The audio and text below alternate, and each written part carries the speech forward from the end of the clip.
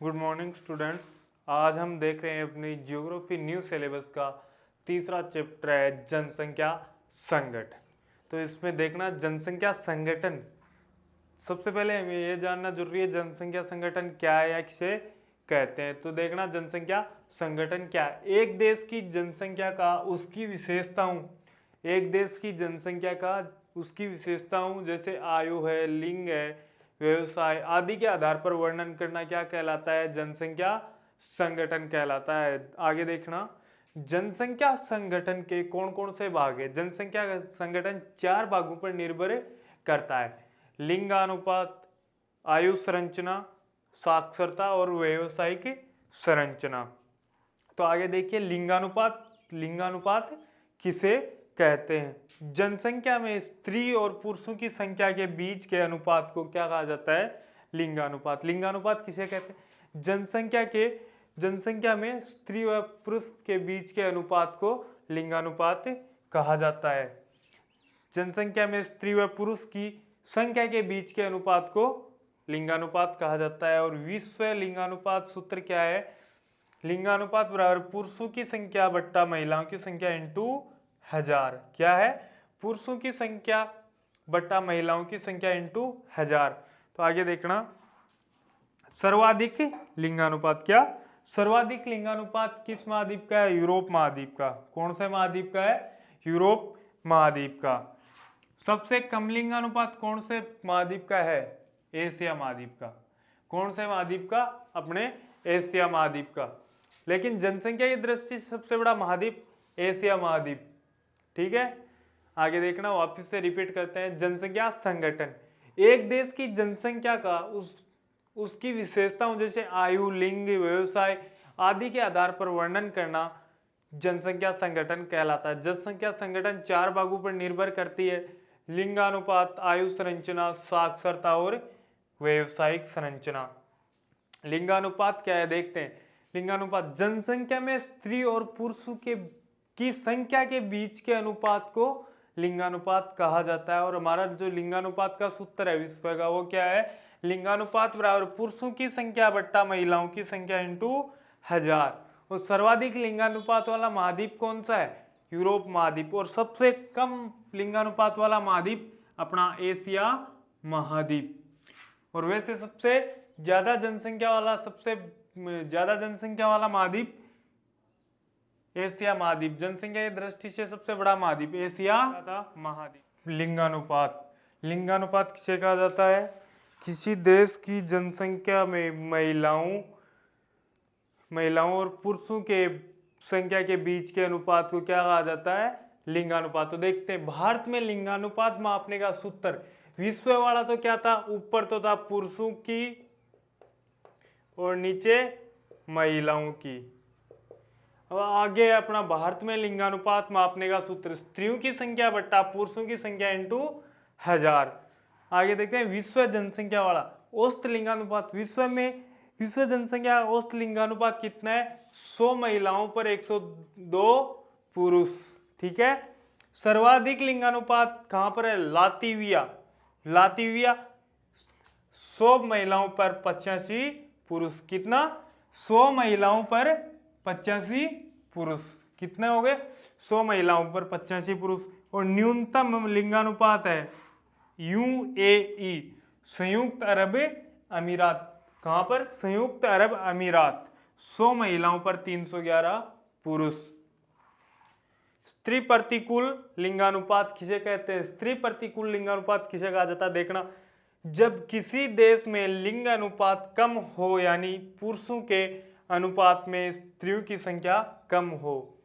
जब किसी देश में लिंगानुपात कम हो यानी कि पुरुषों के अनुपात में महिलाओं की संख्या कम होना स्त्री प्रतिकूल लिंगानुपात कहलाता है। अपना अगला टॉपिक हम देखेंगे लिंगानुपात कम होने के कारण क्या है, कौन कौन से कारण है वो देखेंगे। एक बार दोबारा देखना, भारत में लिंगानुपात मापने का सूत्र स्त्रियों की संख्या बट्टा पुरुषों की संख्या इंटू 1000। और विश्व में लिंगानुपात मापने का सूत्र पुरुषों की संख्या बट्टा महिलाओं की संख्या इंटू 1000। आगे देखना, विश्व जनसंख्या में औसत लिंगानुपात कितना है विश्व का? 100 महिलाओं पर 102 पुरुष।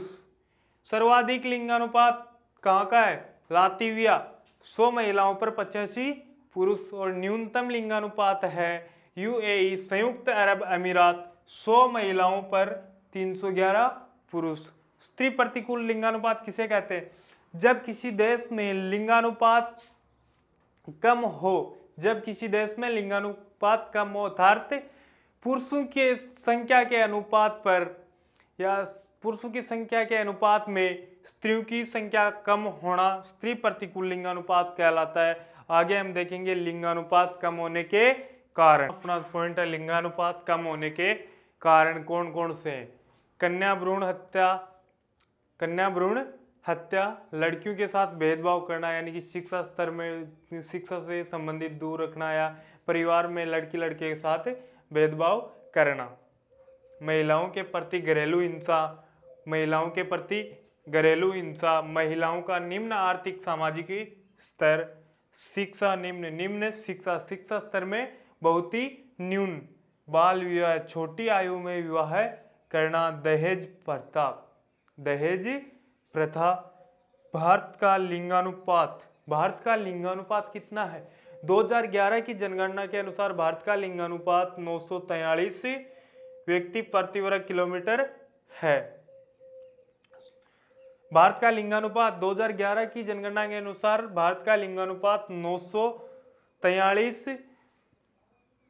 व्यक्ति 943 महिलाएं प्रति 1000 पुरुषों पर, और 2001 में कितना था? 927। इसके बाद यह हुआ था 919 और अब हो गया 943। तो एक मिनट दोबारा देखना, लिंगानुपात कम होने के कारण कन्या भ्रूण हत्या अपना फर्स्ट पॉइंट है। सेकंड पॉइंट लड़कियों के साथ भेदभाव।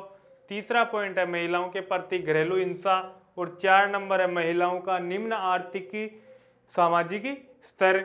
5 नंबर है अपना शिक्षा निम्न शिक्षा स्तर में बहुत ही न्यूनतम स्तर रखना, बाल विवाह है, दहेज प्रथा।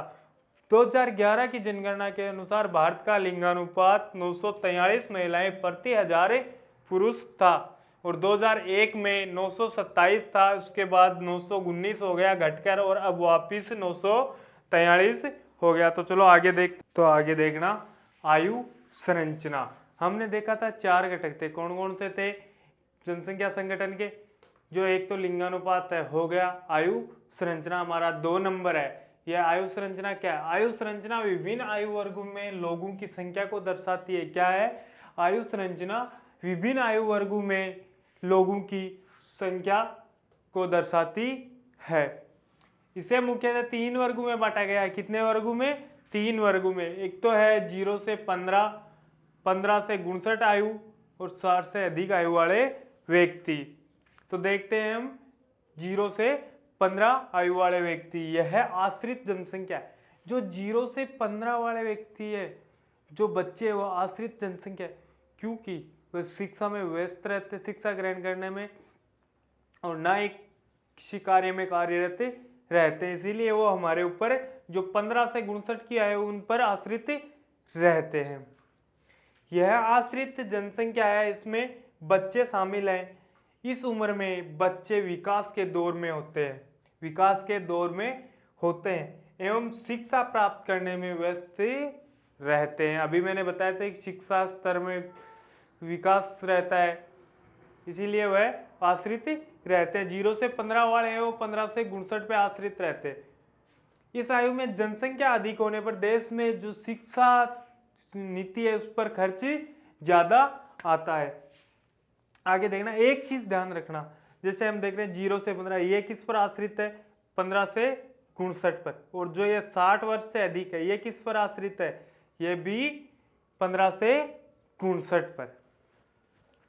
ठीक है, तो एक मिनट दोबारा देखना। आयु संरचना विभिन्न आयु वर्गों के लोगों की संख्या को दर्शाती है। इसे मुख्यतः 3 वर्गों में बांटा गया। कौन कौन से? 0 से 15, 15 से 59 और 60 से अधिक।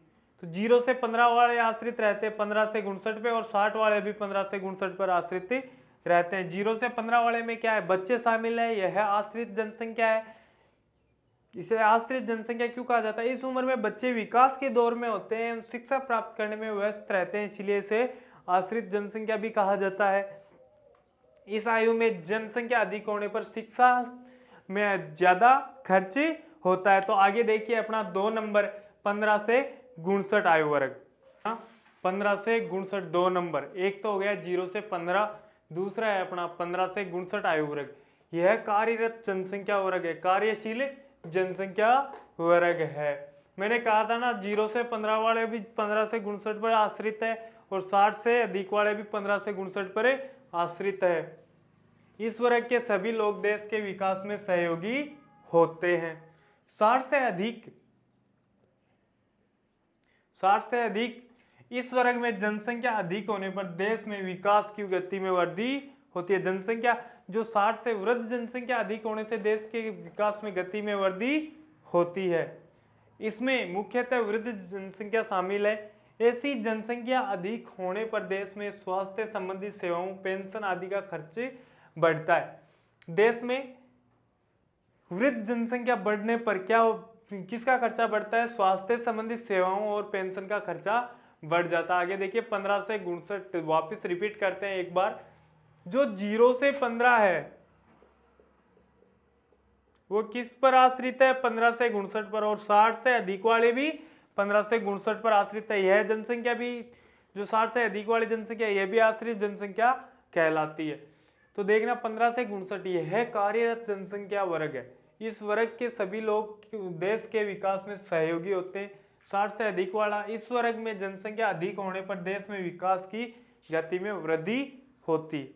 इसमें मुख्यतः वृद्ध जनसंख्या शामिल है। ऐसी जनसंख्या अधिक होने पर देश में स्वास्थ्य संबंधी सेवाओं का खर्च बढ़ जाता है। पेंशन संबंधी, स्वास्थ्य संबंधी सेवाओं का खर्च बढ़ जाता है। जैसे जैसे वृद्ध जनसंख्या बढ़ती जाती है उसी प्रकार सरकार, जो हमारे देश की सरकार है, उस पर खर्च बढ़ जाता है। कैसे?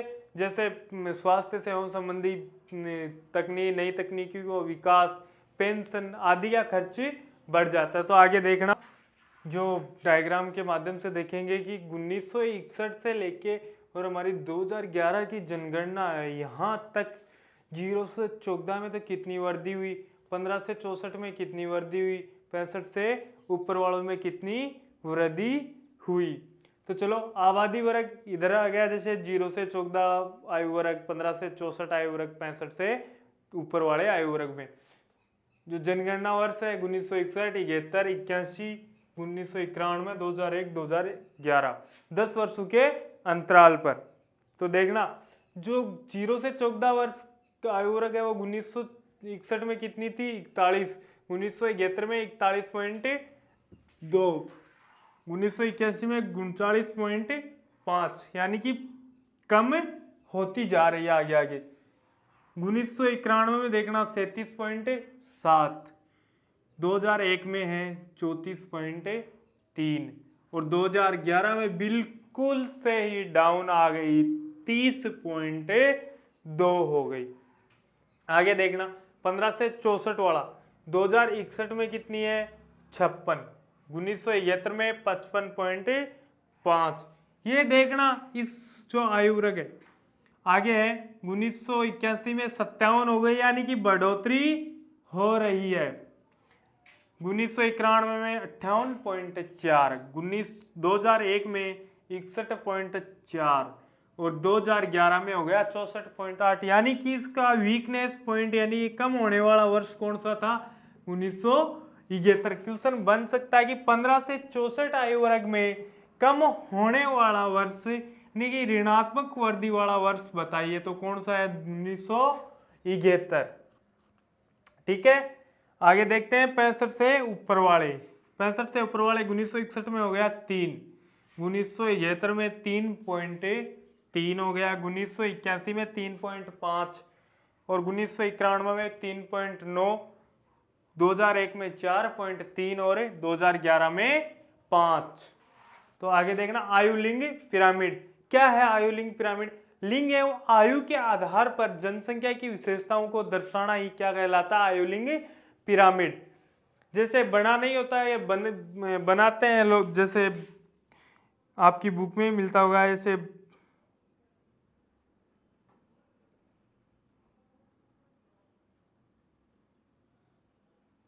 इस तरह से बना होता है, नहीं बना होता क्या?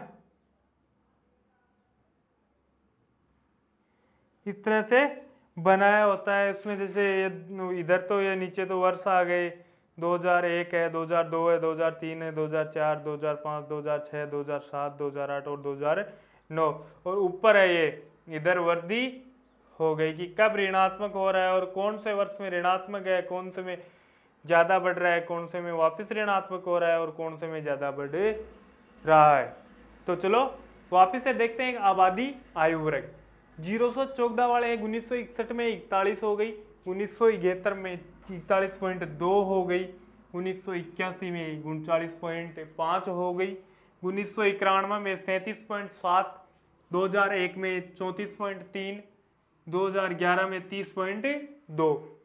आगे देखिए 15 से 64 वर्ष वाले 56 1961 में, 1971 में 55.5 और 1981 में 57, 1991 में 58.4, 2001 में 61.4 और 2011 में 64.8। यहाँ एक मोस्ट पॉपुलर क्वेश्चन बन रहा है ये वाला कि 15 से 64 आयु वर्ग में सबसे ऋणात्मक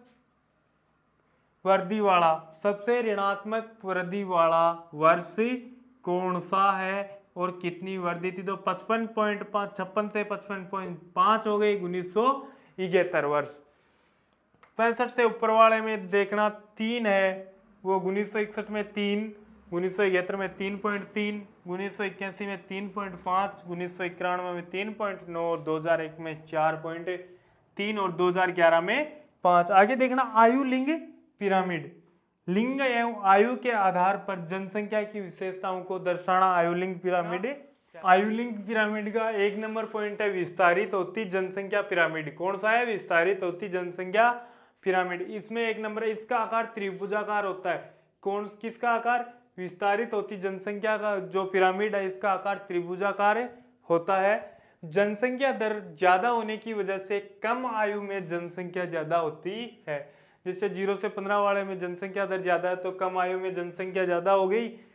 मृत्यु दर ज्यादा होने की वजह से उच्च आयु में जनसंख्या कम होती है। जैसे मृत्यु दर ज्यादा होती है तो जो ज्यादा आयु की जनसंख्या उसमें कम जनसंख्या होती है। तीसरा है जीवन प्रत्याशा कम होती है, यानी कि जीने की चाह जीवन प्रत्याशा कम दिखाई देती है। यह पिरामिड अल्प विकसित देशों को दर्शाता है। जो है विस्तारित होती जनसंख्या है यह अल्प विकसित देशों को दर्शाता है। जिसमें अल्प विकसित देश कौन कौन से आते हैं वर्तमान में? ये जनसंख्या रचना, ऐसी जनसंख्या रचना कौन से देशों में? नाइजीरिया। कौन से देशों में? नाइजीरिया, बांग्लादेश और मेक्सिको में है। तो दोबारा देखना 1 मिनट। आयुलिंग पिरामिड इसकी कौन सी भाग है? 1 नंबर भाग कौन सा है? विस्तारित होती जनसंख्या। कौन सा? विस्तारित होती जनसंख्या। इसमें क्या है? इसका आकार त्रिभुजाकार होता है, यानी कि त्रिभुज की तरह होता है। आगे है 2 नंबर, जन्म दर ज्यादा होने की वजह से कम आयु में जनसंख्या ज्यादा होती है। यानी कि जन्म दर है वो बढ़ने के कारण, ज्यादा होने के कारण कम आयु में ज्यादा वृद्धि होती है। और मृत्यु दर ज्यादा होने की वजह से उच्च आयु में जनसंख्या कम होती है। अगला है जीवन प्रत्याशा कम होना। यह और उससे अगला है 4 नंबर, यह है पिरामिड अल्प विकसित देशों को दर्शाता है। यह जो विस्तारित होती जनसंख्या वाला पिरामिड है यह अल्प विकसित देशों को दर्शाता है। वर्तमान में ऐसी जनसंख्या रचना किन किन देशों में है? नाइजीरिया, बांग्लादेश और मेक्सिको में है। तो और अगली क्लास में देखेंगे इसका अगला भाग। एक भाग हो गया, आगे देखेंगे दूसरा